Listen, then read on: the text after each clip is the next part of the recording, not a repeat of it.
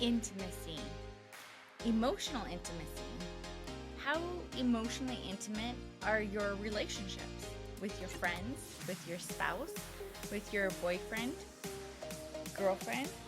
How intimate are those relationships? That's what we're going to talk about today.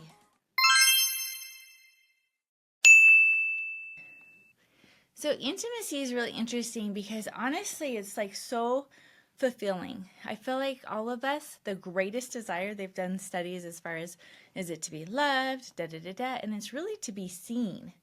And I have to say, the loneliest part of my previous marriage is that I completely was not seen and there wasn't any intimacy. And so, in contrast to that, now it's completely different. So, we're going to talk about intimacy. So it's basically to be seen and know and to see and know and love and be loved in that, which is really amazing.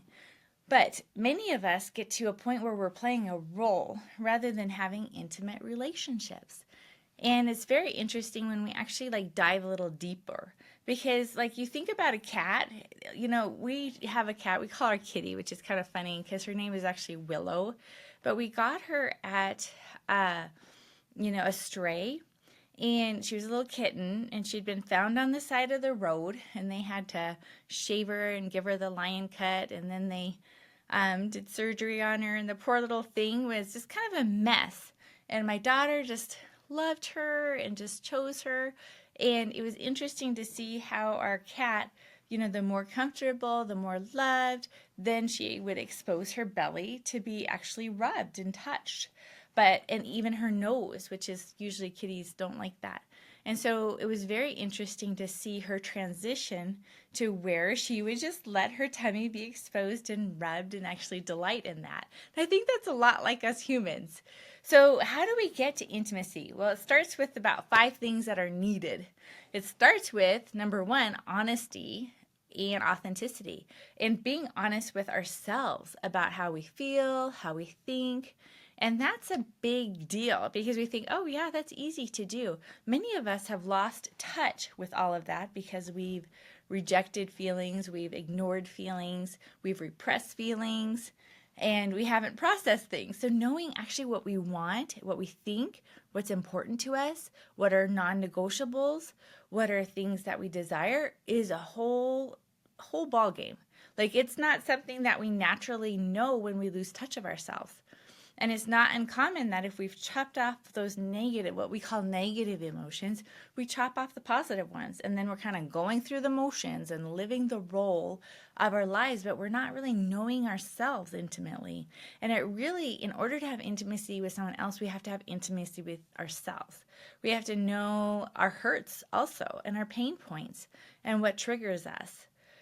And then, so that's number 1 is to know ourselves. And it's interesting to think, back when I was, married for 22 years in this very destructive relationship, I had just kind of chopped off all my negative emotions and my positive and really lacked a knowing of myself and what I wanted. Because if I did verbalize what I wanted, what was important to me, wanted to talk about things, I'd get ignored for 6 days, try to bring it up again, another 6 days. So I was stonewalled and passive aggressive, and it was very destructive. So I kind of shut down. I kind of shut those emotions and got to the point where I didn't even really know myself. So that's the first thing. Got to know ourselves. And the second one is we have to verbalize ourselves. And that's a big deal too, because just knowing ourselves is hard enough, but then having the words for it. So first of all, we have to have the language to understand it. We have to know that we're important and valued enough to express it. And, there's just so many pieces and we have to be brave because it takes a lot of bravery, especially if we're not living like this, to start this. And so just knowing how to verbalize and understand our feelings and explain things is super helpful. I love the work of Brené Brown because she's done so much work on this, and to really get past I'm sad, I'm angry, or whatever, and really be able to go deeper and have the language of the depth of our emotions, which is important because you can't have intimacy if we don't understand ourselves and we can't verbalize. And then the third one is we need to feel safe enough within ourselves first and in our environment. We have to know that we're enough and we matter. If we're not feeling safe to express ourselves, like I said, like when I expressed myself, it came with retribution. And I just got to the point where I just stopped expressing myself. So there's just no way to have intimacy if we're not expressing ourselves. And the nice thing is the last 2 years before I got the divorce, I had, decided I had to live things differently. And so I really worked on my words and expressing myself, because my thoughts were like, man, if I'm going to go down, I'm going to go down having communicated, loving, respectfully, and clearly, so I really changed things up. So, but yeah, we do need to feel safe enough. Just like the cat, our little kitty needs to feel safe to know that she can expose her tummy. That's the same with us. We're not going to expose ourselves if we're going to come against criticism, critique, defensiveness, any of those things. That's going to shut us down. Have you gone through a breakup that's kind of left you rattled and maybe questioning yourself some? Do you find that you're a pretty kind person that's chronically overgiving, overfunctioning, and maybe you're just plain tired and maybe a little resentful? Do you feel like you're going through the motions of life, but you're not really living your life? Well, that's what the Unravel Notebook is for. It's 61 days for you to create your life by intent and unravel your thoughts and beliefs, so you can connect with God, yourself, and others in a better, more intentional way and live brighter. The fourth one is really to get intimacy. So we need all those three things, but to get intimacy, we have to be able to be vulnerable, to be able to express and know ourselves, and to have it received and given comfort to. So it's like this interaction, and it has to go both ways. And so it's really, we have to, like when we're having this with someone, we have to really be trying to see them and listening to understand them. Because otherwise we're not, it's not creating that, allowing them to be vulnerable and allowing, and then comforted, and then vice versa. That's how intimacy is created. So we have to have those first three pieces first. The fifth one is it has to be built. I'm always nervous if like all of a sudden, my friends are going on a date and they were able to get into these intimate conversations right away, and it was just very deep and all of that, which is fine. And to have real lasting intimacy, it has to be built and takes time, because it takes, it should take time for us to trust someone, because people can appear to be whoever they want, but knowing their history and seeing them in action, that's what can create more safety and time to get that built. I don't know if you guys ever heard about, there was this article about 100 questions to have someone fall in love with you. And I actually use these questions. You can look it up, Google it online, 100 questions to have someone fall in love with you. And they're basically questions that create intimacy. And that is really cool. So I've actually used those questions when my husband and I will be like on a trip, and I'll be asking these questions. Because it's super important, especially in a marriage, because to not believe that we know everything about them. Because first of all, we don't. And they're ever changing. And so always being curious and like wanting to know more and asking those good questions is really important in intimacy. So that can be really helpful. And intimacy and connection needs to be earned. So it's kind of interesting if I look at my life. The first time that I really feel like I had intimacy was, and emotional intimacy, was with my best friend in high school, Vicky. And I think up until that point, I grew up in a family system that didn't allow bad emotions or negative emotions. And yet I had bad and negative emotions, but I had no way to really, I didn't have the words for it. I didn't have a place to express it. And it felt really empty to not have that. I felt like something was missing. And so when I got to know Vicky, I'd come out of a really hard season, and I was able, and Vicky, her parents had just gotten divorced, and she was going through a hard time. And so it was really nice that we could actually have real conversations and listen to each other and be there for each other. And that's what I learned, like, this is what I'm made for. Like, I'm made for close connection, and it felt like really good. And it was nice to have that friendship that was, and I can't even say that word, emulated intimacy. So but it takes time and commitment to build that with people. And it's a skill because sometimes, so there's a couple things. It takes time, it takes a commitment to intimacy, it takes skill. It takes another person on the same page, because it doesn't matter if you have the time, the commitment, that all of that. If you're with a person that is not on the same page and wanting to create this, good luck, because it really takes two people. But for example, we have to commit to ourselves and to others to show up honestly and authentically, and commit to having those hard conversations and those vulnerable conversation. And then there's just a skill to it, like knowing the person we're talking to, and knowing like maybe, there's a better time that they're going to receive it better. So there's definitely different parts to it. And learning to ask those good questions when somebody brings something up, to ask those really good questions, like what are they really saying? What does they really mean? What's really important to them? And just to go deeper. And the reason why intimacy is so important, because the opposite of that I would call self-abandonment. And we talk a lot about self-abandonment on this podcast, but self-abandonment leads to loneliness, depression, health and mental issues. And it's, for me, it was deeply painful to have a marriage where that's supposed to be your closest person, and have that person be the least closest friend out of everyone I knew. And that was just like heart-wrenching for me, very difficult. And it's very interesting because I think as women, and I think this is true for men unless they've, kind of got themselves out of it, is very difficult to have sexual intimacy if we don't have emotional intimacy. And, you can cut that off and, program yourself not to be like that. But I feel like we're designed for sexual intimacy to be an expression of the emotional intimacy, and especially as women, because we feel that more deeply.